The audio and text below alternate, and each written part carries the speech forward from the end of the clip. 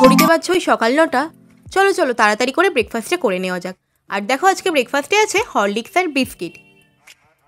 চলো হরলিক্স বিস্কিটটা খেয়ে ছটপট কাজে লেগে পড়া যাক। রবিবার বলে কথা, একটু চিকেন তো হতেই হবে। চিকেনগুলোকে কিন্তু এবার ধুয়ে বেছে পরিষ্কার করে নিই। তো বন্ধুরা দেখো, মাংস কিন্তু অনেকটা পরিমাণ আনা হয়েছে, আর এতটা মাংস কিন্তু খাওয়া যাবে না, তাই কিছু মাংস কিন্তু ফ্রিজার বক্সের মধ্যে তুলে রাখবো। তো চলো কিছু মাংস কিন্তু ফ্রিজার বক্সের মধ্যে তুলে রাখা যাক। আর মাংসটা কিন্তু পুরোপুরি ধুয়ে পরিষ্কার করে তারপরেই কিন্তু ফ্রিজার বক্সের মধ্যে ঢুকাবো, যাতে কিনা পরের দিনকে মাংসটা বার করে কিন্তু আমি রান্নাটা করে ফেলতে পারি, আর আমাকে ধোয়ার ঝামেলা না করতে হয়। ব্যাস এবার এইটুকুনি মাংস কিন্তু আমি রান্না করবো, এই যে এই মাংসটুকুনি, আর এই মাংসটুকুনি কিন্তু আমি ফ্রিজার বক্সেতে ফ্রিজ করে দেবো। যেটুকু চিকেন আজকে রান্না করব সেইটুকু চিকেনকে আলাদা সরিয়ে রেখে বাদ বাকি চিকেনগুলো কিন্তু ফ্রিজ করে দিলাম বন্ধুরা। এই চিকেনগুলো পরে রান্না করে নেব। তো তারপর দেখো আস্তে আস্তে কিন্তু রান্নার জোগাড়টা করে নিয়েছি, আর ওদিকে কিন্তু ভাতও বসিয়ে দিয়েছি। তো hello guys, welcome back to মুনমুনের গপ্প কথা। আজকে সানডে, আর সানডে সকাল থেকে কিন্তু আজকে ব্লগটা আমি স্টার্ট করে দিয়েছি। তো দেখো ভাতটা দেখতে দেখতে কিন্তু এদিকে চিকেন রান্নার সমস্ত প্রিপারেশন আমাকে নিয়ে নিতে হবে। তো মশলাও কিন্তু বেটে নিয়েছি, আর আমি কিন্তু সব মশলা চিকেনে একেবারে মাখিয়ে রাখি, তাই আলাদা করে চিকেন রান্নার সময় কিন্তু আর মশলা অ্যাড করি না। এরপর যদি কোনো মশলা দরকার হয় তখনই কিন্তু আমি চিকেন রান্নার সময় মশলা অ্যাড করি। আর হ্যাঁ, আমি চিকেন রান্না দেখাচ্ছি কারণ এটা হচ্ছে যে আমার স্টাইলে চিকেন রান্না। চিকেন রান্না তো সবাই পারে, কিন্তু আমার স্টাইলে চিকেন রান্না আমি তোমাদের সাথে শেয়ার করলাম। তো চলো তোমাদের সাথে কথা বলতে বলতে কিন্তু কড়াইতে তেলটা দিয়ে নিলাম। তেলটা কিন্তু গরম হতে থাক, আর এদিকে কিন্তু আলুর খোসা ছাড়িয়ে আলুগুলোকে বানিয়ে নিই। তো আলুগুলোকে বানিয়ে নিয়ে আবার রান্নার প্রিপারেশন কিন্তু স্টার্ট করতে হবে, রান্নাটা স্টার্ট করতে হবে।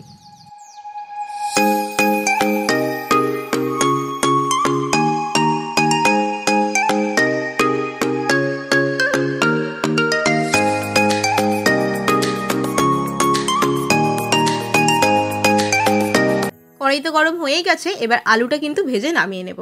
তো দেখো আলুটা কিন্তু ভাজতে বসিয়ে দিয়েছি, আর আলুর মধ্যে কিন্তু একটু নুন দেবে, মানে লবণ দেবে। লবণ দিলে কিন্তু খুব তাড়াতাড়ি আলুটা সিদ্ধও হয়ে যায়, আর ভাজা কিন্তু খুব ভালোভাবে হয়। তো দেখো আলুগুলো কিন্তু ভেজে আমি আলাদা করে তুলে রাখলাম। তারপর ওই কড়াইতে একটু তেল অ্যাড করে গোটা গরম মশলা আর শুকনো লঙ্কা ফোড়ন দিয়ে কিন্তু পেঁয়াজ কুচি দিয়ে একটু ভেজে নিলাম। তো তারপর মশলা ধোয়া যে জলটা দিয়েছিলাম ওটাই কিন্তু দিয়ে দিলাম।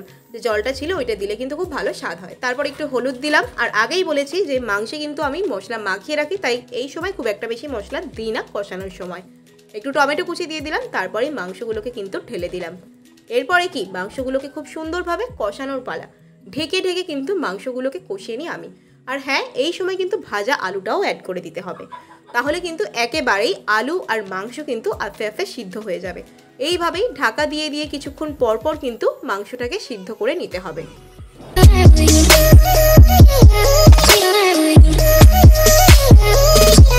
তো এইভাবে একবার করে ঢাকা দিয়ে দিয়ে কিছুক্ষণ ওয়েট করে মাংসটা ভালোভাবে সিদ্ধ করে নিতে হবে, মানে কষিয়ে নিতে হবে। আপনা আপনি কিন্তু মাংসটা সিদ্ধ হয়ে যাবে। তো তারপর ঝোলের জন্য কিন্তু আমি গরম জল বসিয়ে দিয়েছি। তো তারপর সেই গরম জলটাই কিন্তু আমি ঝোল হিসেবে ঢেলে দিলাম, কারণ নর্মাল টেম্পারেচারে জল দেওয়ার থেকে একটু গরম জল দিলে কিন্তু মাংসের ঝোলটা কিন্তু আরও বেশি স্বাদ হয়ে যায়। তো যাই হোক, এইভাবে কিন্তু 10 থেকে 12 মিনিট রান্না করে নেওয়ার পর একটু ফুটিয়ে নিয়ে তার মধ্যে কিন্তু গরম মশলা গুঁড়ো আর একটু বাটার দিলাম, কারণ বাটারের ফ্লেভার কিন্তু খুব ভালো লাগে মাংসর এরকম কষা কষা তরকারিতে। আর হ্যাঁ, মাঝখানে একটু আলুগুলোকে ঘেটে দিয়েছিলাম তরকারিটা মাখো মাখোভাবে তৈরি করার জন্য। তো বন্ধুরা দেখো মাংসের তরকারি রেডি হয়ে গেছে, আর মাংসের কালারটা দেখো কি দারুণ এসছে না?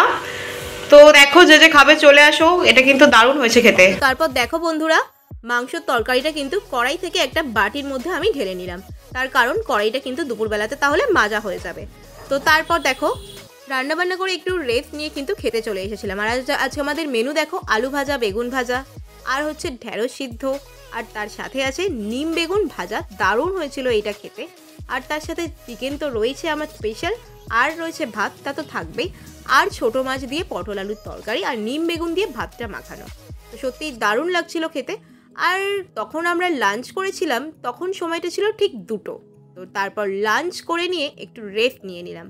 তো একটু রেস্ট নিয়ে এটা ছিল হচ্ছে সন্ধ্যাবেলা। Good evening guys. তো সন্ধ্যা তখন 8টা বাজে। তো একটা কাজে বসেছিলাম, কাজ করতে করতে একটু মিষ্টি খেয়ে নিলাম। তো চলো আমি মিষ্টি খেতে থাকি, আর তোমরা আমার চ্যানেলটা সাবস্ক্রাইব করো। খুব তাড়াতাড়ি দেখা হচ্ছে, বাই।